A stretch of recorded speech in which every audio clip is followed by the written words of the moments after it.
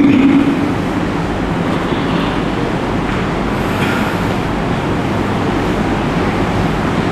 الحمد لله نحمده ونستعينه ونستغفره ونستهديه ونعوذ بالله من شرور أنفسنا ومن سيئات أعمالنا من يهده الله فلا مضل له ومن يضلل فلا هادي له وأشهد أن لا إله إلا الله وحده لا شريك له وأشهد أن محمدا عبده ورسوله اللهم صل وسلم وبارك على نبينا ورسولنا محمد وعلى آله وأصحابه ومن تبعهم بإحسان إلى يوم الدين أما بعد يا أيها الذين آمنوا اتقوا الله ولتنظر نفس ما قدمت لغد واتقوا الله إن الله خبير بما تعملون. Ahli jemaat sidang hadirin yang dimuliai Allah sekalian, mari kita membarui takwa kita pada Allah serta kita jaga diri kita masing-masing daripada perkara yang boleh merosakkan hidup kita, daripada perbuatan maksiat dan neraka kepada Allah, dan juga daripada musibah yang sedang merebak melanda umat manusia dan juga di tempat kita pada hari ini. Alhamdulillah, kita syukur pada Allah Subhanahu Wa Taala yang Allah bawa hidup kita, umur kita sampai kepada pintu bulan Ramadan, iaitu bulan Syaban. Bulan Syaban ini Ramadan Asghar, Ramadan kecil, nak menuju kepada Ramadan Akbar, Ramadan terbesar, iaitu Ramadan yang akan tiba kepada kita tak berapa hari lagi. Dalam Syaban adalah beberapa kedudukan yang istimewa yang diambil berat oleh Nabi kita Muhammad sallallahu alaihi wasallam. Di antaranya Nabi dia kata Ramadan Syaban adalah bulan yang berada di antara Rajab dan Ramadan, yang lalai lupa oleh manusia, bulan yang Allah Ta'ala akad segala amalan hamba-hambanya. Sebab tu Nabi dia suka bahawa dia puasa sunat supaya amalan puasa dia tu diakad oleh Allah Subhanahu Wa Taala, dan lain-lain amalan lagi yang berupa amalan soleh. Maka pada tengah hari yang mulia ini ingin saya sampaikan satu hadis sakut paut dengan bulan Syaban, iaitu nisfu Syaban, malam nisfu Syaban. Malam nisfu Syaban ni ramai di kalangan masyarakat Islam, terutama di tempat kita, dia ambil berat. Dia menghormati, muliakan dengan berbagai-bagai amalan. Ada yang buat makan ni, buat tepung, jamu ke, ada yang semaya khusus pada malam nisfu Syaban. Ada juga yang dia tu berzikir dengan sebanyak-banyaknya, kerana harap katanya bulan nisfu Syaban tu bulan yang ada kelebihan yang besar. Sebenarnya kelebihan di segi amalan tu tidak ada suatu hadis pun yang menyebut tentang kelebihan yang berupa hadis sahih atau hadis yang sabit daripada Nabi sallallahu alaihi wasallam. Cuma yang kita patut ambil berat di sini iaitu Nabi sallallahu alaihi wasallam dia bersabda pada kita, innallaha la yattali' fi lailatin nisfi Sya'ban wa yaghfiru li jami'i khalqih illa musyrik atau musyahin. Hadis ni dinilai sahih oleh Albani sebagai hadis hasan, kedudukan dia boleh diterima. Tapi setengah ulama dia tolak hadis ni. Yang kita nak ambil pengajaran daripada hadis ni bahawa Allah Subhanahu wa taala bila tiba malam nisfu Syaban, Allah dia ambil berat terhadap hamba-hambanya. Dia tolak ni mana tengok, lihat, kita Tuhan tengok semua, bukan pada malam nisfu Syaban saja. Setiap detik, setiap masa Allah dia melihat kita kerana dia bersifat dengan Sami'un Basir, Alimun Hakim. Dia bersifat dengan melihat lagi Maha mendengar. Tapi bermalam nisfu Syaban dia tengok khusus perhatian yang begitu rapat kepada hamba-hambanya. Tujuannya nak beri rahmat dengan memberi keampunan dosa-dosa mereka itu. Jadi malam itu kelebihan dia ialah Tuhan beri keampunan dosa. Kalau kita tu berdosa, sudah tentu kita berdosa. Tak ada orang tak berdosa atas dunia ni daripada hamba-hamba Allah Subhanahu wa taala. Mereka Nabi kerana dia maksum, dia dipelihara daripada mengerjakan perbuatan-perbuatan yang membawa kepada dosa. Maka semua kita berdosa. Dosa ada awak dosa besar, deraka ibu bapa, dosa besar. Syirik, dosa besar. Bunuh orang, dosa besar. Curi orang, dosa besar. Zina, dosa besar. Ada setengahnya tak ada buat dosa besar, tapi hanya buat dosa kecil-kecil. Kadang-kadang dia tak khabar, tak sedar kata dia buat dosa. Kan dosa ni dia boleh lalui matanya, telinganya, kakinya, tangannya, perutnya, hatinya. Hati hasad deki pada orang, suka jahat pada orang. Hati yang cema, yang mana itu adalah dosa melalui hati. Maka Allah Ta'ala dengan maha keampunan dia dan maha luah rahmat dia, pada malam itu dia akan ampun semua kita. Cuma ulama mari bagi katanya dosa besar tu Tuhan tak ampun kecuali dengan taubat. Seperti kata Imam Nawawi, mesti dia nak taubat khusus. Cuma Tuhan tu merengek sikit daripada dosa besar. Dosa kecil maka dihapuskan oleh Allah Subhanahu wa taala. Mereka dua golongan manusia yang Tuhan tak beri keampunan. Satu orang bersyirik.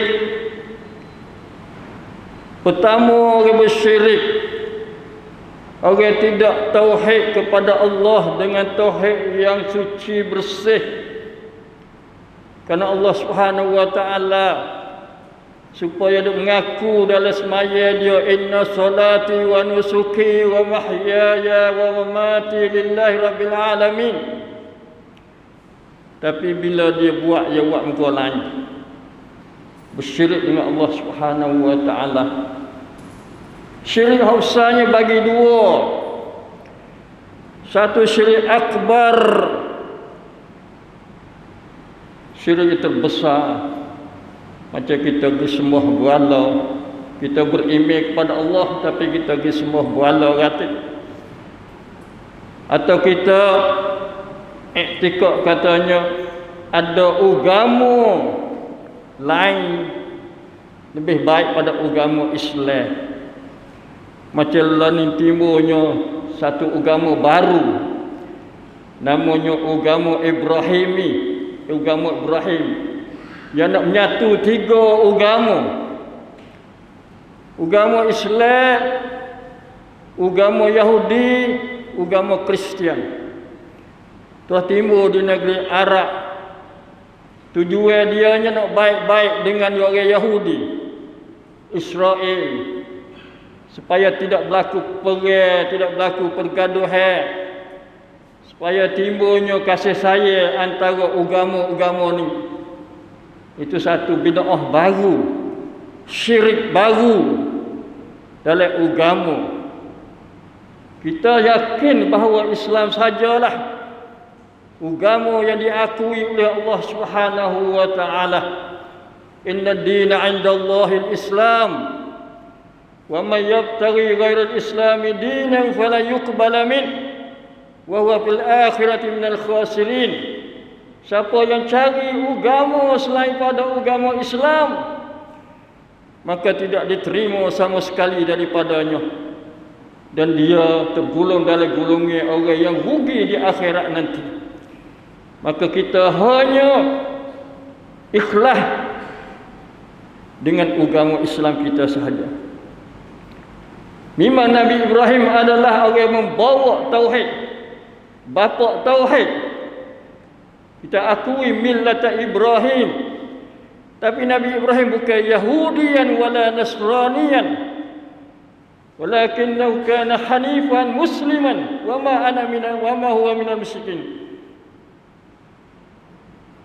Nabi Ibrahim bukan orang Yahudi, bukan beragama Yahudi, bukan beragama Nasrani, tapi dia adalah musliman, agama Islam yang menyerah diri kepada Allah, hanifan, yang condong kepada kebenaran, dan dia bukan daripada orang musyrikin.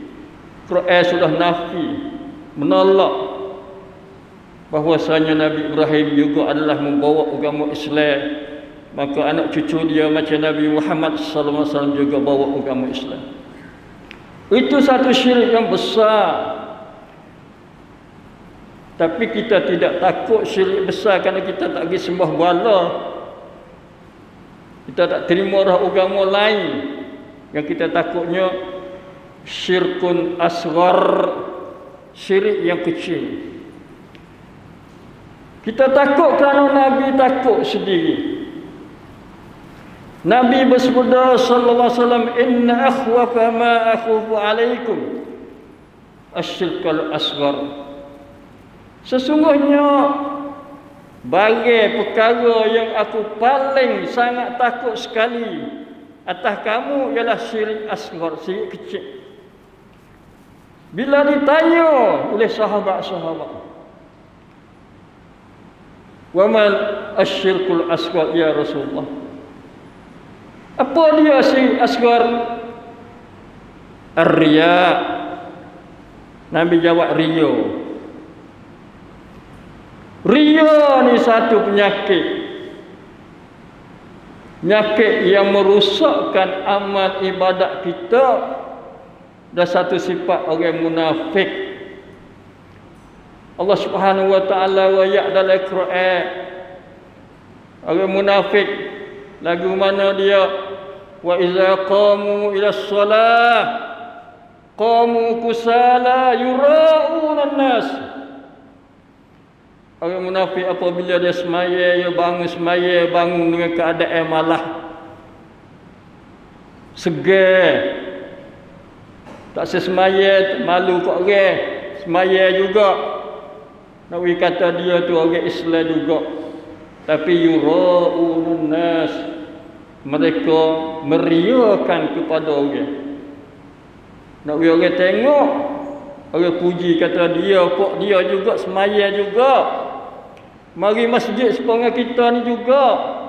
Tapi hati dia ada satu penyakit, fi qulubihim maradun fazadahumullahu marada. Dalam hati mereka ada penyakit, maka Tuhan tambah lagi penyakit pada mereka itu. Dalam satu hadis lagi, Nabi kata, ittaqu asyirk. Takutlah kamu akan syirik asghar, syirik yang kecil. fa innahu akhfa min dabibin namli. Sesungguhnya syirik kecil ni, aku paling takut sekali, lebih kecil lagi, lebih tersembunyi daripada kaki semut yang kecil. Semut jalan malam waktu gelap, kita tak nampak kaki dia, mana kaki dia betul mana, tapi dia merayap, dia berjalan. Itu syirik kecil, dia selit dalam hati kita yang orang lain payah nak seperang tak nampak. Mereka tengok perut tikam dia, alamat dia. Lepas tu sahabat tanya, ya Rasulullah, bagaimana kami nak jaga daripada syirik kecil ni? Maka Nabi kata, qul, doalah kamu, Allahumma inni a'udzu bika an usyrika bika ma 'alimtu wa ma lam a'lam. Ya Allah, aku minta berlindung dengan kamu daripada bahawa aku bersyirik dengan bagai yang aku tahu dan bagai yang aku tak tahu, iaitu syirik kecil ni. Syirik besar kita tahu, tapi syirik kecil ni kita tak tahu kerana dia halunya. Sebab tu sidang hadirin, supaya kita mendapat keampunan daripada Allah dan kita masuk kepada Ramadan dengan hati yang bertauhid kepada Allah, maka tinggallah syirik. Yang tak buat lagi jangan buat. Yang terlibat, bertaubatlah kepada Allah Subhanahu wa taala.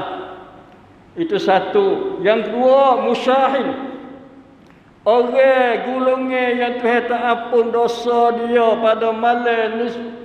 pada malam tu yang Tuhan perakat, iaitu orang yang balah.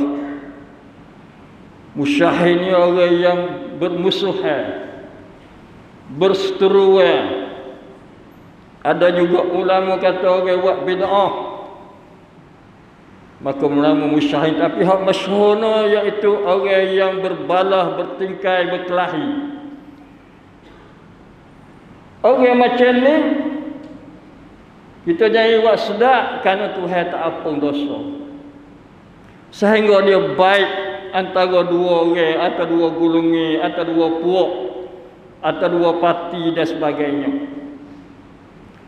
Kerana Islam yang tak ajar supaya kita kelahi sama-sama orang Islam.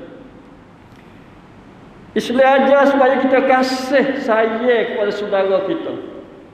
Kasih dan sayang kepada saudara kita satu alamat kesempurnaan iman kita. La yu'minu ahadukum hatta yuhibba li akhihi ma yuhibba li nafsihi, ma yuhibbu li nafsihi. Tidak sempurna iman seseorang kamu sehingga dia tu kasih pada saudaranya seperti mana dia kasih sayang kepada diri dia.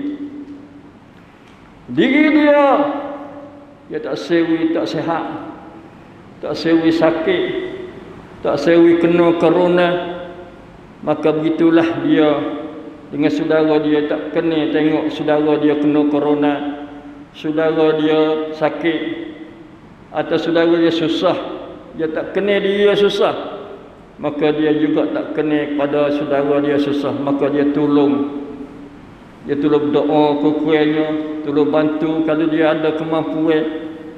Itu Islam ajar supaya kasih sayang antara satu sama lain.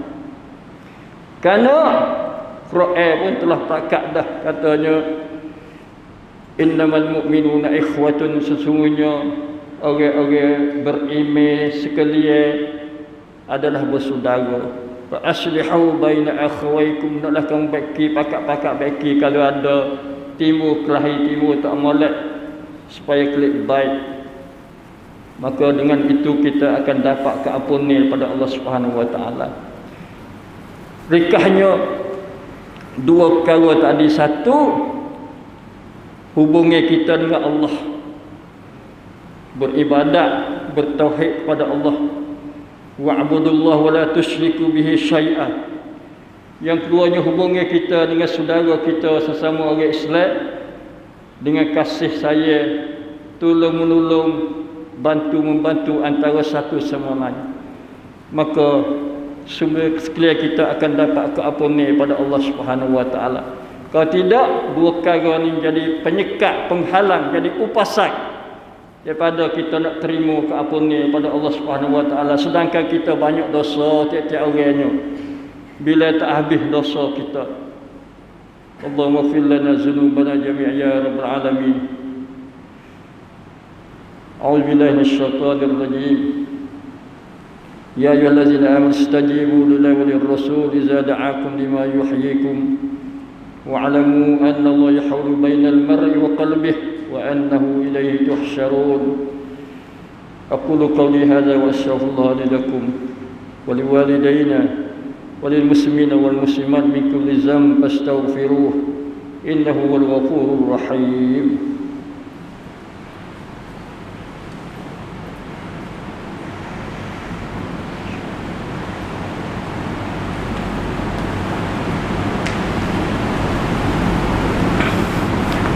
Alhamdulillah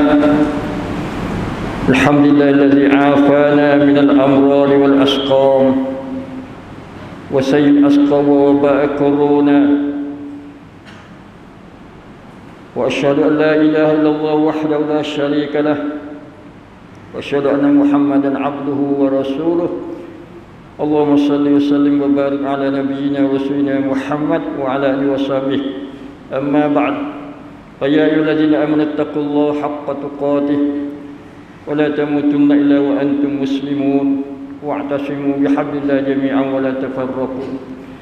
قال الله تعالى إن الله وملائكته يصلون على النبي يا أيها الذين آمنوا صلوا عليه وسلموا تسليما. اللهم اغفر للمسلمين والمسلمات والمؤمنين والمؤمنات الأحياء منهم والأموات. اللهم اعز الإسلام والمسلمين اللهم اعز الإسلام والمسلمين وأزل الشرك والمشركين ودمر أعداءك وأعداء الدين. اللهم اجعلنا هادين مهتدين غير الضالين ولا مضلين. اللهم اجعلنا من الموحدين. اللهم اجعلنا إخوة متحابين في الله برحمتك يا أرحم الراحمين. اللهم اربط قلوبنا بالإيمان والإسلام. اللهم اشف مرضانا وارحم موتانا وأنقذ مستضعفين برحمتك يا أرحم الراحمين. اللهم عافنا من البلاء والوباء وسوء الفتن ما ظهر منها وما بطن. ربنا ظلمنا أنفسنا ولن تغفر لنا وترحمنا لنكونن من الخاسرين. ربنا آتنا في الدنيا حسنة وفي الآخرة حسنة وقنا عذاب النار. سبحان ربك رب العزة عما يصفون وسلام على المرسلين والحمد لله رب العالمين.